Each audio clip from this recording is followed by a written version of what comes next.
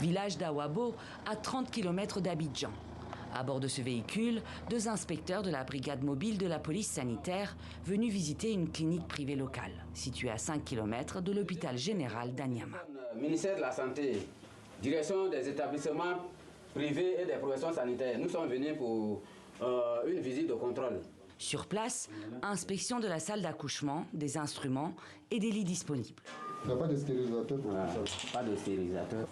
Le centre est dirigé par Béatrice Monet, surnommée Béa par ses patients. Aide-soignante depuis 20 ans, elle reçoit ici une dizaine de patients par jour pour des soins ou pour des accouchements. Je suis consciente que mon plateau technique qui n'est pas trop ça, parce qu'au niveau de la stérilisation, comme moi j'ai travaillé dans des grands centres, je sais qu'il faut, comme on appelle l'autoclave pour stériliser les pinces. Bon, je sais qu'il y a des risques, mais avec la grâce de Dieu, ça va. Mais pour l'inspection sanitaire, c'est insuffisant. Le centre ne dispose pas d'autorisation à jour et le niveau de risque est trop élevé. Il y a beaucoup d'accouchements qui se passent ici. C'est vrai, si au moins c'était dans les normes, on serait content. Elle fait des accouchements. Elle n'a aucun papier légal qui l'autorise à faire ce travail. Ce n'est pas non plus une case de santé. Donc, elle travaille complètement dans l'illégalité. Si vous ouvrez sans notre avis, c'est la police qui va venir vous chercher. Une fermeture qui désole Béatrice et ses patients réguliers qui fréquentent la clinique, comme Eugénie Sikanta, qui a accouché 2 fois ici. Je suis venue accoucher, très facile. Rapidement, je suis partie à la maison. Elle connaît son travail, elle sait travailler. Donc, je peux faire ici qu'à l'hôpital général. Et elle n'est pas la seule.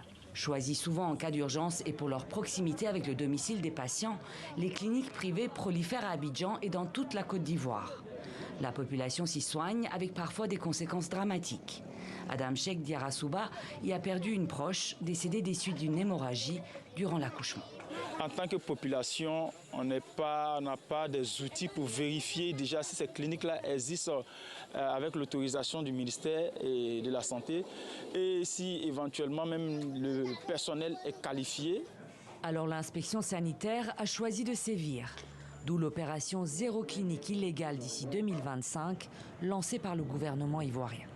Au niveau national, il y a 40% de l'offre de soins qui est faite par le secteur privé. Au niveau d'Abidjan, par exemple, c'est pratiquement 60%. Vous voyez qu'en moyenne, on a quelque chose comme 50%. Donc ce 50%-là, faisons en sorte que ça soit vraiment à la hauteur.